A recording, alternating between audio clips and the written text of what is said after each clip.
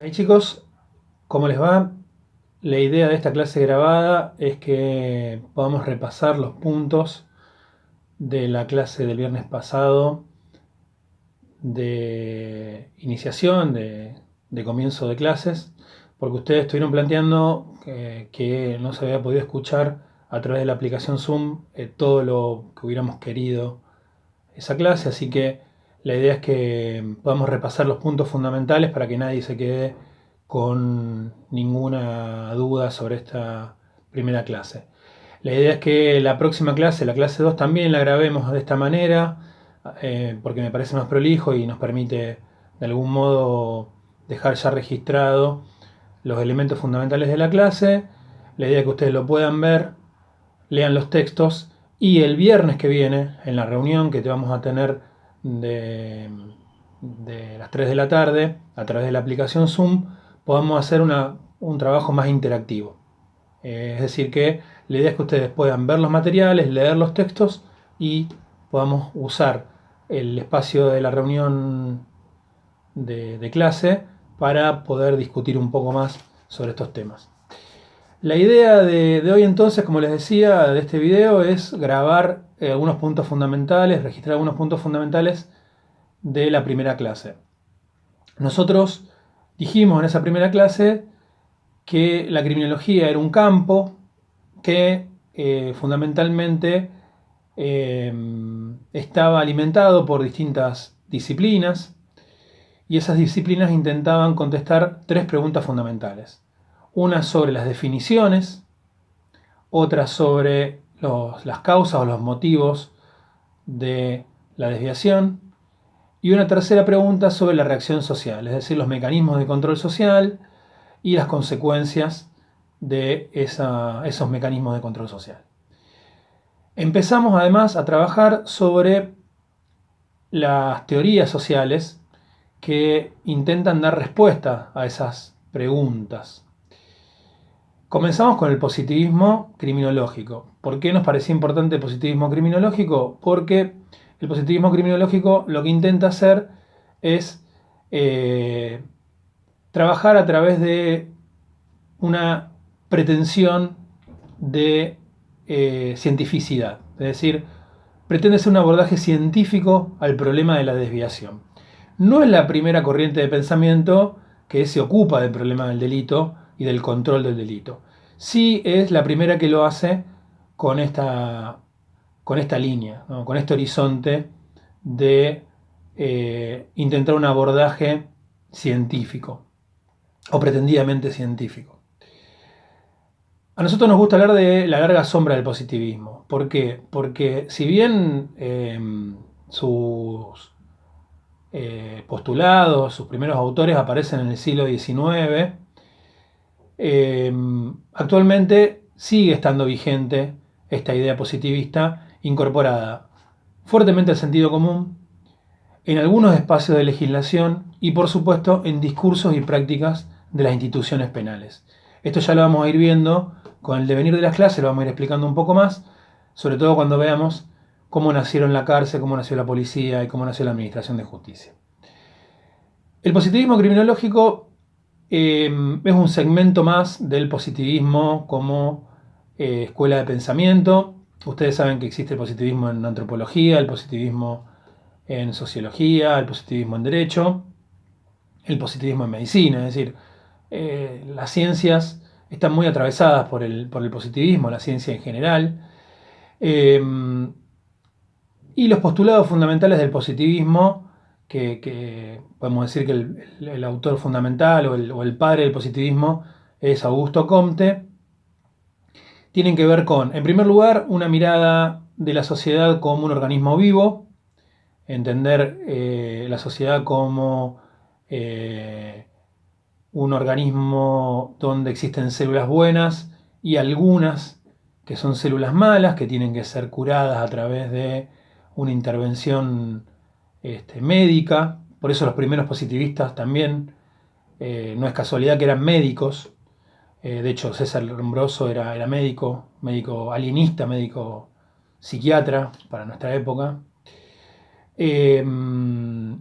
el uso del método experimental, que era el método de las ciencias naturales que se utilizaba en ese momento, una fuerte vinculación con el evolucionismo darwiniano, eh, y cierta cuota de racismo. ¿Por qué? Porque el positivismo aparece como una doctrina legitimante del poder vigente en ese momento, del poder imperial, es decir, del poder colonial de las potencias europeas del siglo XIX, por un lado, pero también aparece como una doctrina que tiende a sostener o conservar el poder internamente. Por eso yo les ponía como ejemplo la bandera de Brasil, que dice orden y progreso. Bueno, ese es el postulado fundamental de los textos de Augusto Comte, ¿no? La idea del orden que precede al progreso, ¿no?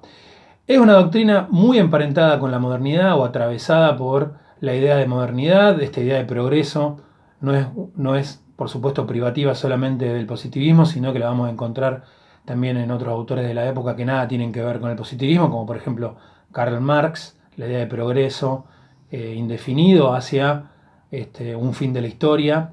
Es algo muy propio de la modernidad, no solamente del positivismo, pero bueno, el positivismo es una doctrina que acompaña esta idea de modernidad en ese momento. Y es una doctrina fuertemente, como les decía, conservadora del poder tanto colonial como del poder interno de estos estados-nación que se empiezan a consolidar en ese momento. Por eso el contexto histórico donde aparece el positivismo es el contexto histórico de la revolución industrial por un lado y esta necesidad de consolidación de esa forma de estructurar la economía y la forma de vida, por un lado, y por otro lado, como les dije ya insistentemente, el poder colonial de las potencias europeas. Por eso, como yo les decía, es una doctrina fuertemente conservadora. Yo les recomiendo, si a ustedes les interesa leer sobre el positivismo en términos generales, a un autor que se llama Michel Lowy, que tiene un texto sobre esto, muy, muy interesante, donde analiza a los autores que si bien no pueden definirse esencialmente como positivistas, sí tienen rasgos positivistas, eh, y es bastante interesante. Nosotros nos vamos a centrar en la escuela italiana, la escuela positiva italiana, la scuola italiana, donde los tres autores fundamentales son Cesare Lombroso, que es el padre de la escuela italiana, y dos autores que se ubican, uno a la izquierda, podríamos decir, y otro a la derecha de Lombroso, Ferri a la izquierda, Garofalo a la derecha.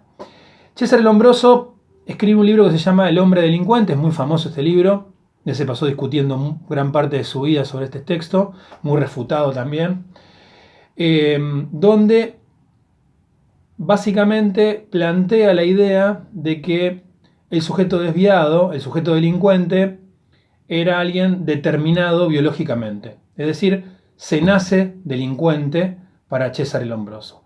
Él construye la idea del delincuente nato o el delincuente atávico, y aquí vemos los primeros rasgos de esta idea evolucionista que permea el positivismo, porque el sujeto atávico sería el sujeto que se había detenido en una evolución o un estadio evolutivo anterior al civilizatorio, que es el que estarían atravesando justamente la civilización europea o los países europeos centrales, los estados-naciones centrales. Esta idea es interesante porque pretendía, como les dije hace unos minutos, ser científica. ¿Qué significa ser científica? Partía de la utilización del método experimental, que era el método científico aceptado en ese momento. Entonces, ¿qué hacía Cesare Lombroso? Lombroso era un médico psiquiatra, médico alienista se lo denominaba en ese momento, que era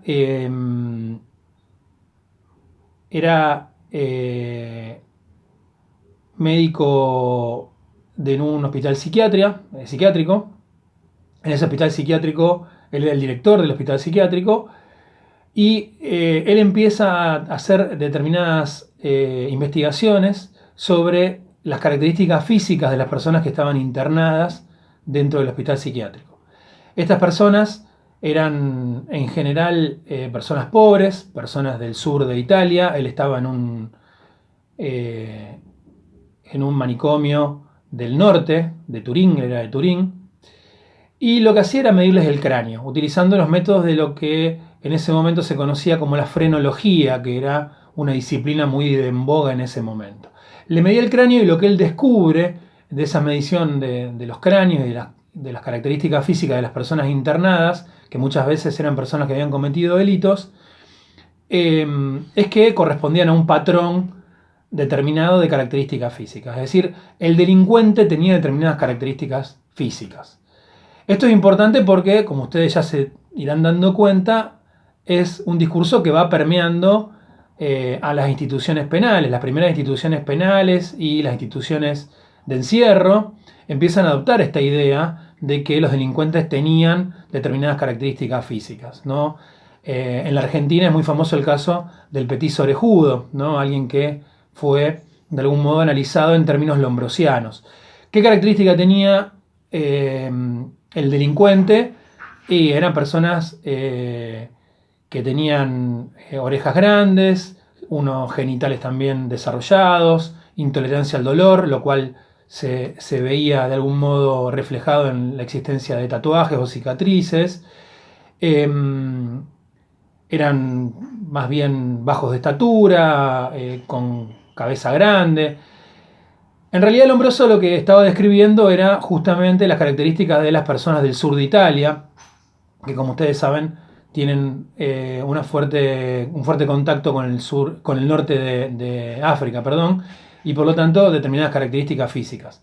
Como todavía no se había descubierto en las ciencias sociales un concepto que es el de selectividad penal, es decir, que las personas que estaban internadas ahí en el manicomio del Lombroso eran personas que tenían determinadas características físicas, porque en general las personas seleccionadas por el sistema penal eran justamente las personas pobres del sur, que eran inmigrantes que habían migrado hacia el norte de Italia rico e industrial para ganarse la vida. Justamente Lombroso descubría esto con pretensión de cientificidad. Esta idea del determinismo biológico y de que existen personas que nacen delincuentes fue muy discutida incluso en la época de Lombroso por diversos autores. El que lo salva de alguna manera a Lombroso es un autor que se llama Enrico Ferri, que era un discípulo de Lombroso, que es un personaje muy particular, tiene una trayectoria parecida a Leopoldo Lugones aquí en Argentina.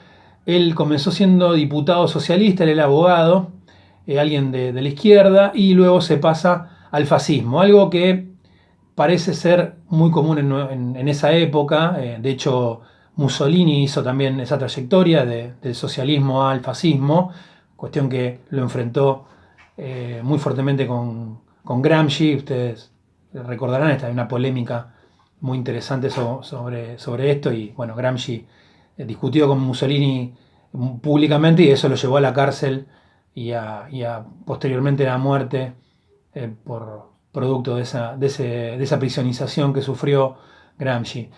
Ferri hizo también esta trayectoria, alguien que puede considerarse de izquierda o de centroizquierda en un primer momento, que luego se pasa al fascismo. ¿Por qué lo salva Lombroso con su teoría? Porque sofistica la teoría de Lombroso. Si bien mantiene la idea de determinismo biológico, es decir, que existen rasgos biológicos que hacen que alguien sea delincuente, lo que agrega son los factores ambientales y los factores sociales a ese determinismo biológico. Es decir, determinaciones ambientales, determinaciones sociales que confluirían con un determinismo biológico. Entonces, crea la teoría multifactual de la delincuencia. Aquel que comete un delito no sería solamente alguien determinado biológicamente, sino alguien que además de los rasgos biológicos tiene determinados factores ambientales y sociales, la falta de trabajo, la falta de educación, etcétera, que harían que cometa un delito. Por eso, de acuerdo a cómo confluían esos factores biológicos, ambientales y sociales, él construía una tipología de delincuentes. El delincuente nato, que es la categoría de Lombroso, el delincuente ocasional, el delincuente pasional, el delincuente habitual y el delincuente loco-moral. Esto, como les dije, tenía que ver, o esta tipología tenía que ver con cómo confluían los distintos elementos ambientales, sociales y biológicos.